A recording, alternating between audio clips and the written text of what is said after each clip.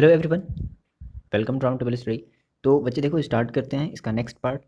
जो हम पढ़ रहे थे साइंस क्लास 8 का, ये आपका सेकेंड पार्ट है और इस पार्ट में हम इस चैप्टर को करेंगे फिनिश। ओके, देखो तो हम लोगों ने फोर्स के बारे में पढ़ लिया था, ठीक है। नाउ अब हम समझते हैं कि ये प्रेशर क्या चीज़ है। ओके, तो आप यहाँ से समझो प्रेशर क्या चीज़ होता है। जैसे आपने पिछले क्लास में आपने पढ़ा था कि जब विंड जब ब्लो होती है, फ्लो होती है जो भी कह लो, तो ठीक है, नॉर्मल है। लेकिन मान लो अगर उसी विंड की स्पीड अगर बहुत ज़्यादा हो जाए, जिसे आप कहते हो कि मान लो एक एक स्टॉर्म आ गया या फिर एक साइक्लोन आ गया, है ना। तो ऐसी क्या चीज़ है कि जिससे आप मतलब एक नॉर्मल विंड्स को आप केवल एक विंड बोल रहे हो, है ना, और उसको आप साइक्लोन बोल रहे हो या एक स्टॉर्म बोल रहे हो।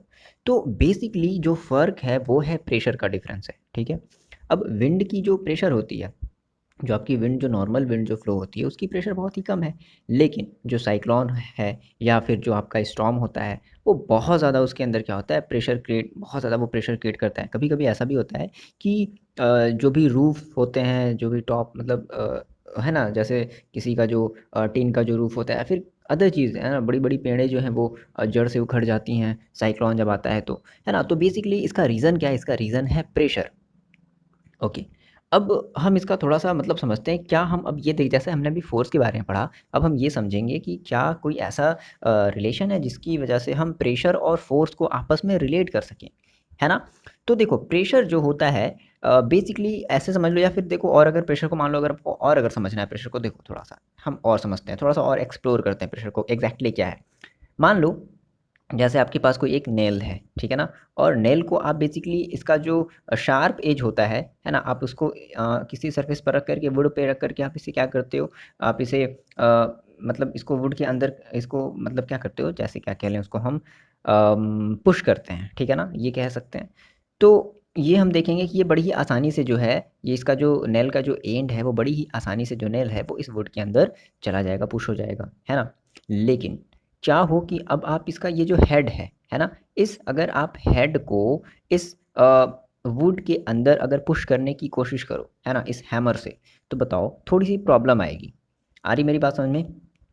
तो इसका रीज़न क्या है? इसका रीज़न ये है कि ये जो इस नेल का जो पॉइंटेड एरिया है, वो थोड़ा-सा कम है। देखते हो ना, नेल जो होती है वो एंड पे थोड़ी-सी मतलब ऐसे नुकीली होती है ना, तो उसका एरिया क्या होता है, कम होता है, और इधर का एरिया क्या है, ज़्यादा है। तो आपको क्या समझ में आ रहा है कि अगर हम इस पर फ़ोर्स लगा रहे हैं, जैसे आप इस हैमर से इस पर क्या कर रहे हो, फ़ोर्स लगा रहे हो, तो आप जब इस पे फ़ोर्स लगा रहे हो, है ना, तो अगर इधर का एरिया कम है, ठीक है, अगर इधर का एरिया जो है अगर वो कम है, तो जो प्रेशर होगा वो ज़्यादा होगा। बात समझना, प्रेशर ज़्यादा है तभी तो ये अंदर चला जा रहा है। मान लो आप इसको ऐसे नेल को उल्टा कर दो और आप इधर वाले एरिया पार्ट को क्या करो, इस वुड के अंदर ले जाने की कोशिश करो, तो थोड़ी प्रॉब्लम आएगी, आएगी ना, क्यों? क्योंकि इसका एरिया जो है वो बड़ा है। अच्छा, दूसरा एग्जांपल कुछ और ऐसा समझते हैं। मान लो जैसे आप कभी सब्जियों को आप जैसे कभी काटे हो, है ना, मान लो चलो नहीं काटे हो बट ऐसे ट्राई करना, है ना। तो क्या होता है कि अगर मान लो आपके पास जो आपकी जैसे अ, मान लो आप कोई भी वेजिटेबल को क्या कर रहे हो, उसको किसी ब्लंट नाइफ से, ब्लंट मतलब कि उसकी कोई धार है ही नहीं, है ना, मतलब काफ़ी रुखरी उसकी धार है ना, काफ़ी रफ उसका जो मतलब जो उसका जो काटने वाला जो एंड है वो काफ़ी ज़्यादा रफ है। तो आप उससे क्या करो, उससे आप किसी वेजिटेबल को पील करो या उसको काट करके देखो, तो क्या होगा, थोड़ा सा प्रॉब्लम आएगा। अच्छा, अगर इसके बजाय आप किसी ऐसे नाइफ से काटो जो बहुत ज़्यादा शार्प हो, है ना, तब आपको सब्जी काटने में भी क्या आएगा, मज़ा आएगा। तो इसका भी रीज़न क्या है? इसका भी रीज़न यही है कि आपको दूसरे वाले नाइफ़ से काटने में मज़ा आ रहा है, क्यों? क्योंकि उसकी जो एज है ना, वो शार्प है। शार्प है इसका मतलब है कि उसका एरिया क्या है? कम है। तो हम बार-बार 2 चीज़ें देख रहे हैं कि अगर हम किसी भी चीज़ की, अगर हम एरिया को अगर रिड्यूस कर देते हैं, कम कर देते हैं, तो अगर हम उस पे कम फ़ोर्स भी लगाएँ, है ना? उस पे अगर हम कम फ़ोर्स भी लगाएँ, तो आसानी से हमारी वो जो काम है, वो आसानी से हो जा रही है। तो हमने कहा सर प्रेशर भी हमारा समथिंग कुछ इसी तरीके से है ना? देखो अब प्रेशर क्या है?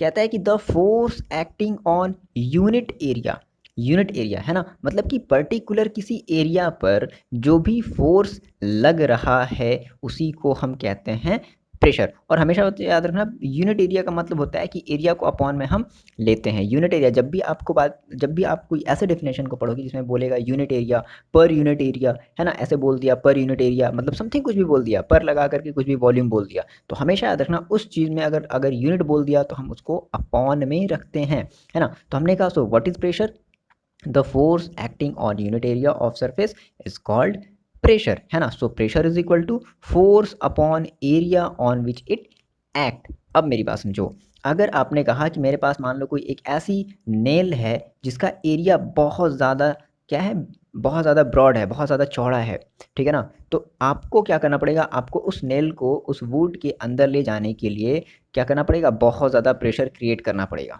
ठीक है। एंड इसके कंपैरिजन मान लो आपने कहा नहीं मेरे पास एक नेल है जो कि बहुत ही ज़्यादा शार्प है ना, और देन आप अगर उसको किसी वुड के अंदर जो अगर एंटर कराना चाहते हो, उसको हैमर से अगर ठोकना चाहते हो, है ना, तो उस केस में आपको जो है फोर्स जो है वो कम लगाना पड़ेगा। बात समझना, अगर एरिया बहुत ज़्यादा है तो प्रेशर जो है वो कम हो जाता है। फॉर एग्जाम्पल जैसे आप देखो, अभी आप जैसे मान लो किसी चेयर पर बैठे हुए, थोड़ी देर के लिए खड़े हो जाओ। अभी क्या करो, अभी आप अपने दो पैरों पर खड़े हो, बढ़िया मस्त कंफर्टेबल आपको लग रहा है ना। अब क्या करो, अब आप एक पैर पर खड़े हो जाओ। तो आपने जब एक पैर पर खड़ा हुआ तो आपने क्या किया, आपने एरिया कम कर दिया। अभी आप दो पैर पर खड़े थे ना, बात सुनना, अभी आप दो पैरों पर खड़े थे तो अभी आपका जो एरिया था वो कुछ इतना बड़ा था, इतना बड़ा था, ऐसा समझ लो, मान लो इतना बड़ा था अभी आपका एरिया। अब आपने कहा कि नहीं नहीं अब हम एक पैर पर खड़े हो जाते हैं। तो जब आप एक पैर पर जब खड़े हो गए तो आपका जो एरिया जो बड़ा सा था वो अब छोटा सा हो गया, है ना। तो जब छोटा सा हो गया तो आपके पैर के ऊपर जो है वो पैर क्या करेगा, ज़्यादा प्रेशर क्रिएट करेगा पर्टिकुलर उस सरफेस पर।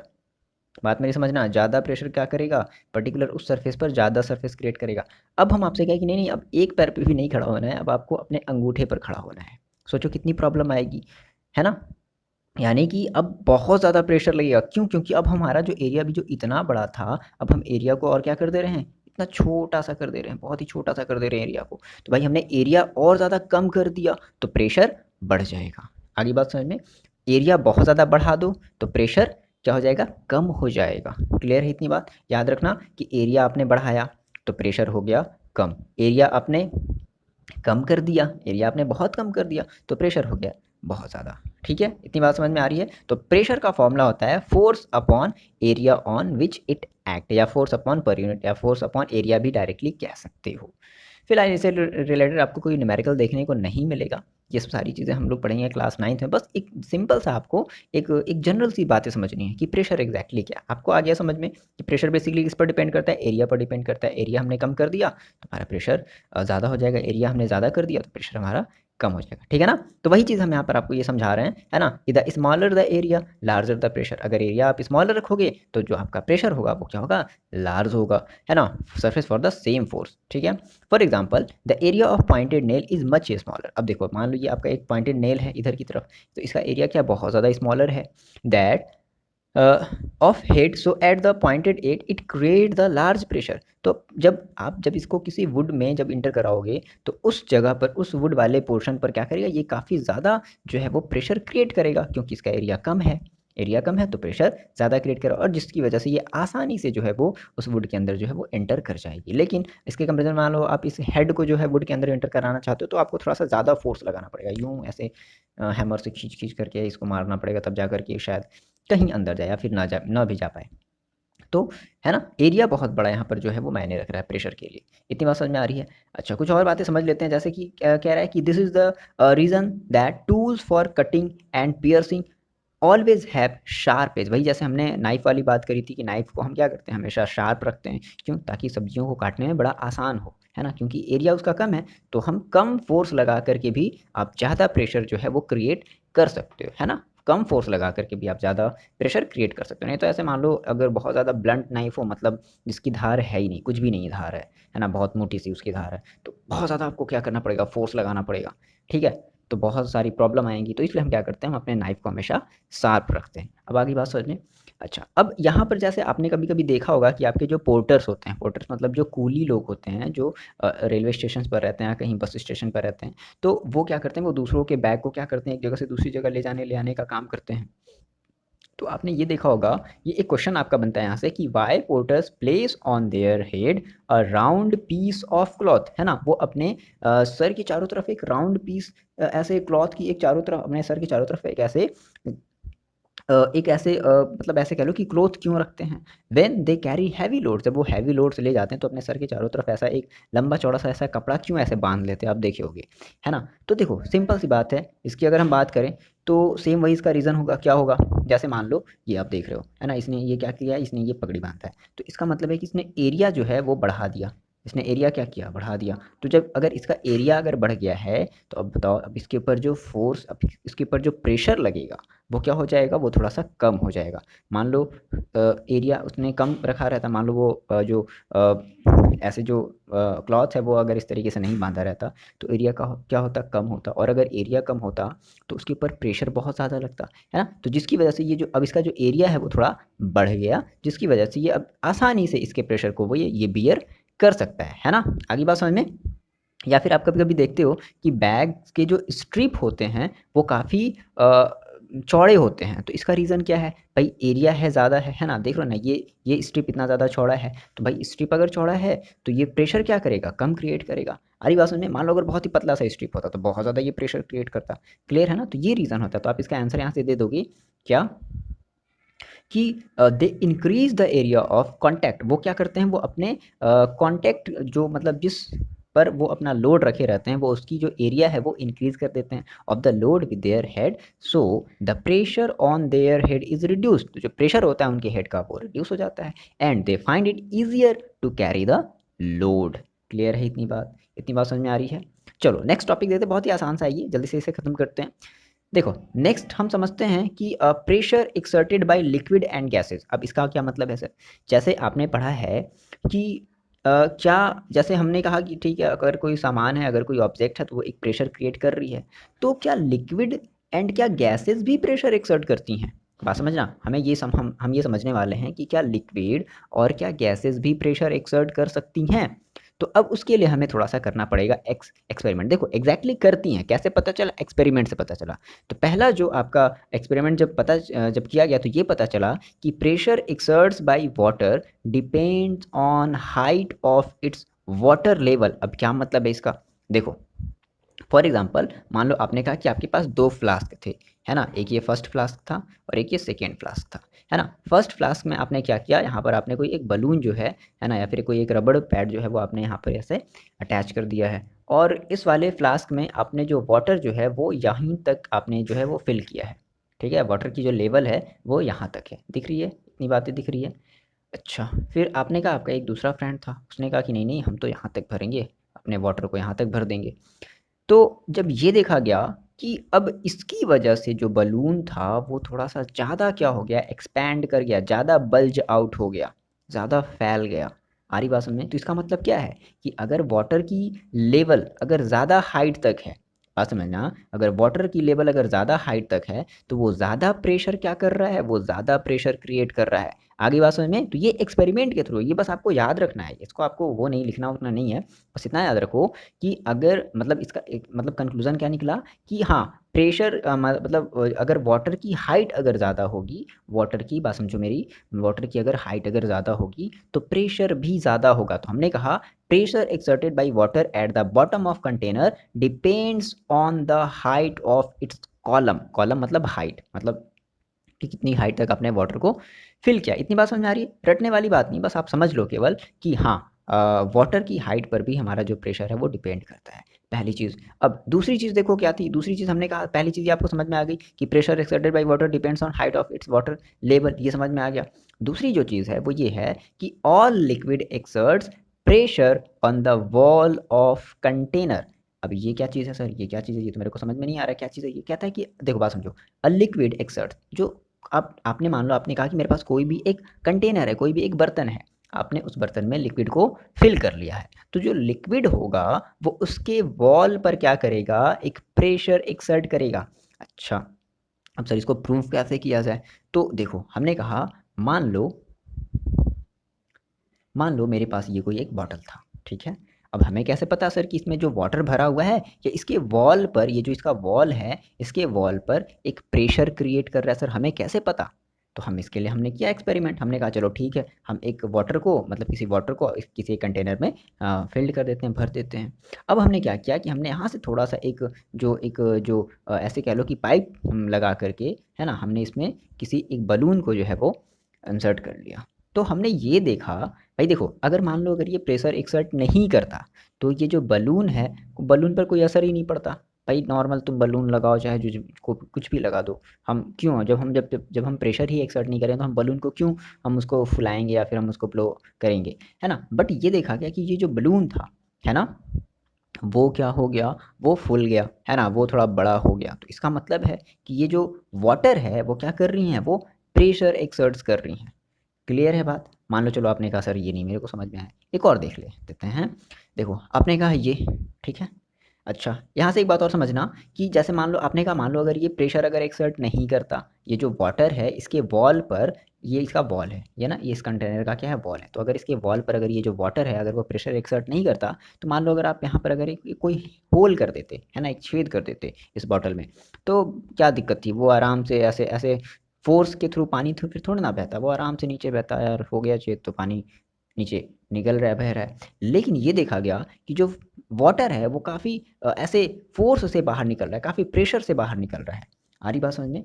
जैसा आप देखते हो ना कभी-कभी, जैसे आपकी मान लो कोई पाइप जो है वो कहीं से फट जाती है, तो देखते हो यूँ ऐसा एक लंबा सा एक फाउंटेन टाइप सा ऐसा वो मतलब ऊपर उड़ने लगता है, पानी का फव्वारा ऐसे ऊपर उड़ने लगता है। तो इसका मतलब क्या है कि जो वॉल्स पर जो वाटर है वो एक प्रेशर एक्सर्ट्स करती हैं, ठीक है? और इस फिगर से आपको क्या बात याद रखनी है कि अगर आपने मान लो, जैसे मान लो आपने ये जो होल किया है वो सभी जगह देखो इक्वल है ना, इक्वल डिस्टेंस पर है। तो याद रखना कि liquid exerts equal pressure at the same depth. मान लो कि आपने एक डेप्थ यहाँ किया, ठीक है, और मान लो आपने एक डेप्थ यहाँ किया, तो बताओ किस जगह प्रेशर ज़्यादा होगी। तो मैंने कहा कि भाई जितनी ज़्यादा डेप्थ, जितनी ज़्यादा आप नीचे करोगे प्रेशर जो है वो उतनी ज़्यादा होगी। तो यहाँ पर जो प्रेशर है वो ज़्यादा होगी, है ना, और यहाँ पर जो प्रेशर है वो कम होगी। आ रही बात समझ में ना। तो अगर आपने मान लो बहुत सारे अगर होल कर दिए हैं, है ना, अ, एक ही सेम मतलब एक ही पॉइंट पर, जैसे इस पॉइंट पर आपने बहुत सारे होल कर दिए, तो सब जगह की जो प्रेशर होगी वो सेम होगी। क्यों? क्योंकि यहाँ से यहाँ तक की सभी की हाइट कितनी है, सबकी बराबर हाइट है। तो ये भी वही बात बोल रहा है कि liquid exerts equal pressure at the same depth. Clear है इतनी बात, है ना, ये दो बातें आपको समझ में आ रही हैं। तो इस बेसिस पे हम ये कह सकते हैं, ठीक है ना, कि अ, वही चीज़ है ना, सॉरी यहाँ गया, कहाँ गया, एक मिनट, हाँ ठीक है ना। तो हम ये कह सकते हैं कि liquid exerts pressure on wall of the container. अच्छा, तीसरी चीज़, अब ये तो हमने लिक्विड की बात कर ली, तो सर क्या गैसेस भी हमारी प्रेशर एक्सर्ट करती हैं? हाँ करती हैं, क्यों नहीं करती हैं। फॉर एग्जाम्पल मान लो जैसे कभी कभी जब आपकी जो साइकिल है वो जब पंक्चर हो जाती है, जो आपका ट्यूब है वो मान लो उस ट्यूब में जैसे मान लो कुछ वो जब पंक्चर हो जाता है, तो क्या करते हो, आप ले जाते हो, तो आप देखते हो ना कि जो गैसेज़ हैं वो बड़ी फ़ोर्सली क्या होती हैं, जब जब आप उस पंक्चर्ड जब ट्यूब में जब आप हवा फ़िल करते हो, है ना, पंप से, तो जो गैसेज़ है वो बड़ी तेज़ी से बाहर निकलती हैं। तो इसका मतलब क्या है कि गैसेज़ भी जो हैं वो प्रेशर एक्सर्ट्स करती हैं। आ रही बात समझ में? तो आपने कहा कि sir gases also exerts pressure on the wall of their container. वो किसी भी आप उसको कंटेनर में रखो तो वो हमेशा क्या करेंगी, एक वो प्रेशर एक्सर्ट करेंगी। फॉर एग्जांपल आपने कहा, मान लो ये वाला एग्जांपल समझ में नहीं आया, जैसे मान लो आपने यहाँ कभी जो हाइड्रोजन वाले जो बलून हैं वो आपने कभी छोड़े हैं, तो देखो क्या होता है कि जो बलून है वो क्या होता है, वो ऊपर उड़ने लगता है। तो ऐसा क्यों हो रहा है? क्योंकि जो गैसेज है वो उस बलून के ऊपर की तरफ क्या कर रहा है, एक प्रेशर लगा रहा है ना, तो जिसकी वजह से वो जो बलून है वो ऊपर की तरफ उड़ने लगता है। तो इसका मतलब है जो भाई जो गैसेज हैं वो भी क्या एक्सर्ट करती हैं, वो भी प्रेशर एक्सर्ट्स करती हैं। क्लियर है इतनी बात ना? अब बात समझो। अब यहाँ से एक नेक्स्ट टॉपिक जल्दी से इसे खत्म करते हैं। अब सर ये एटमॉस्फेरिक प्रेशर क्या है? देखो, अब जैसा कि मान लो आप जिस एटमॉस्फेयर में रह रहे हो, मान लो आप जहाँ भी बैठे हो, है ना, तो आपके चारों तरफ क्या है कि एटमॉस्फेयर है, ठीक है, और ये जो एटमॉस्फेयर है वो बहुत ज़्यादा किलोमीटर ऊपर तक हाई गया है ना, above the surface of earth, बहुत ज़्यादा ऊपर तक गया है। तो अब क्या हो रहा है कि ये जो एयर है, मतलब आपके चारों तरफ एयर है, तो ये जो एयर है, ठीक है ना, तो अब ये एयर जो है वो आपके ऊपर एक प्रेशर एक्सर्ट कर रही है। बात समझना, आपने कहा कि there the air is all around us, है ना, this form atmosphere, it extend many kilometer of the above the surface of the earth. तो यही जो एयर है वो आपके ऊपर एक प्रेशर एक्सर्ट कर रही है ना, और इसी प्रेशर को हम कहते हैं एटमॉस्फेरिक प्रेशर। ये आप नोट कर लो, the pressure exerted by this air is known as atmospheric pressure. Clear है इतनी बात क्या? इतनी बात समझ में आ रही है? मतलब देखो, आप इसका पीडीएफ डाउनलोड कर लेना, है ना? एक बढ़िया सा नोट्स है, आपको इसके जो लिंक है वो डिस्क्रिप्शन बॉक्स में मिल जाएँगे। आप दोनों पार्ट में दोनों चीज़ें हैं, आप डाउनलोड कर लेना, ठीक है ना? ओके, तो आपने कहा सर एटमॉस्फेरिक प्रेशर ठीक है, कि क्या होता है कि the pressure exerted by the air, है ना? जो भी हमारे चारों तरफ जो भी हमारी एयर है ना? और वही एयर क्या कर रही है हमारे ऊपर एक प्रेशर एक्सर्ट कर रही है, तो उसी प्रेशर को हमने कह दिया एटमॉस्फेरिक प्रेशर। अब अब जैसा कि आपको पता है कि मान लो हमारा ये जो आपको पता है कि since pressure is a force per unit area, है ना? यूनिट एरिया की हम बात करते हैं, अपॉन में हम एरिया को रखते हैं, जब भी बात करें यूनिट की, अपॉन में एरिया रखना है, ठीक है? यूनिट की कोई किसी भी अगर हम बात करें यूनिट की, तो अपॉन में उस चीज़ को अपॉन में रख देना है। तो मान लो कि आपने कहा कि a very long cylinder standing it filled with air. मान लो कि आपने कहा कि एक बहुत ही अब देखो यहाँ पे थोड़ा सा हम ये समझते हैं कि अ, मान लो ऐसे कि आपने कहा कि ये जो एयर है वो बहुत ज़्यादा सेवरल किलोमीटर तक अर्थ के सरफेस से बहुत ज़्यादा ऊपर तक गई हुई हैं। तो मान लिया हमने कि मान लो हमारे पास ये कोई एक सिलेंडर है और इसमें एयर जो है वो भरा हुआ है, ठीक है? आ रही बात समझ में? तो इस एयर के थ्रू बात समझना, इस एयर के थ्रू इस सिलेंडर का जो भी वेट होगा, हम क्या कह रहे हैं बात मेरी फिर से समझो। हमने कहा इस एयर के थ्रू जो भी इस सिलेंडर का वेट होगा, वही हमारा इस सिलेंडर का एटमॉस्फेरिक प्रेशर कहलाएगा। आगे बात समझ में? तो हमने कहा कि a very long cylinder standing on it, assume कर लो कि एक बहुत ही लंबी सी जो सिलेंडर है वो ऐसे आपने एटमॉस्फेयर में ऐसे खड़ी कर दी है, और उस सिलेंडर में जितनी भी एयर एंटर कर पाई हैं, तो उन एयर्स की वजह से जो भी उस सिलेंडर का वेट होगा उसी को हम कहेंगे एटमॉस्फेरिक प्रेशर। ठीक है? अब थोड़ा-सा हम यहाँ पर ये समझते हैं बच्चे कि ये जो एटमॉस्फेरिक प्रेशर होता है एग्ज़ैक्टली वो कितना कितना ज़्यादा होता है, कितना हैवी होता है ना?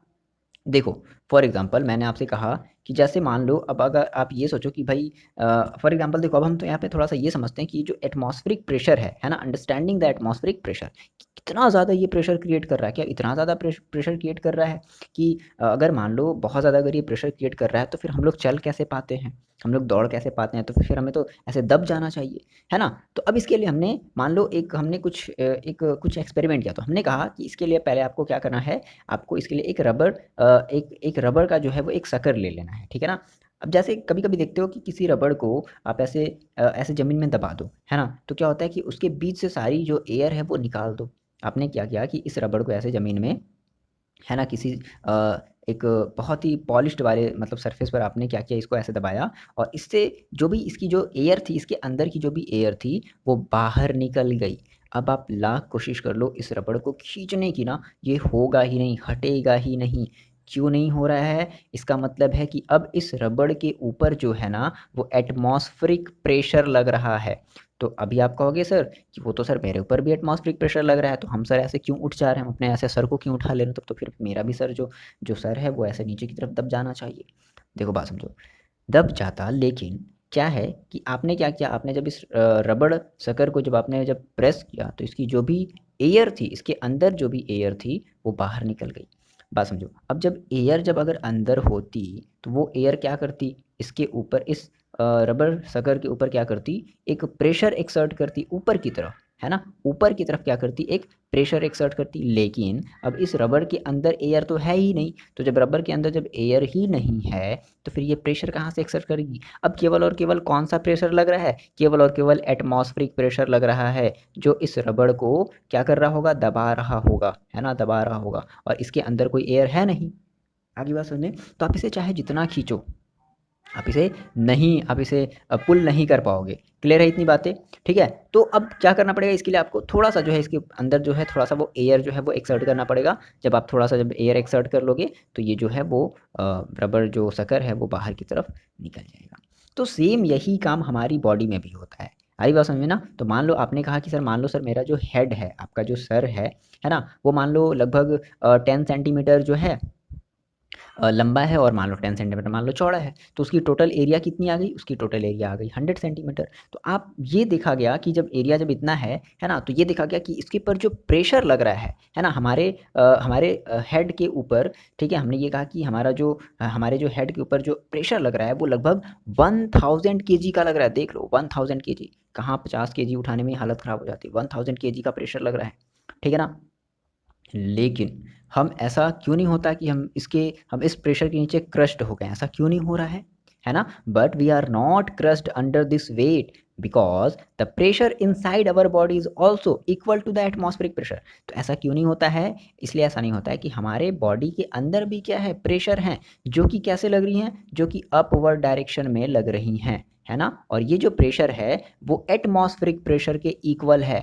तो जिसकी वजह से ये जो एटमॉस्फेरिक प्रेशर आया इधर से इधर की तरफ, और आपकी बॉडी का प्रेशर आया इधर से इधर की तरफ, तो दोनों एक दूसरे को क्या कर दिए, कैंसिल आउट कर दिए। ये तो वही वाली बात होगी ना कि आपके पास कोई एक ब्लॉक था, एक फ्रेंड इधर से धक्का दे रहा है, एक फ्रेंड इधर से धक्का दे रहा है, तो इसके ऊपर जो नेट फोर्स है वो क्या लग रहा है, जीरो।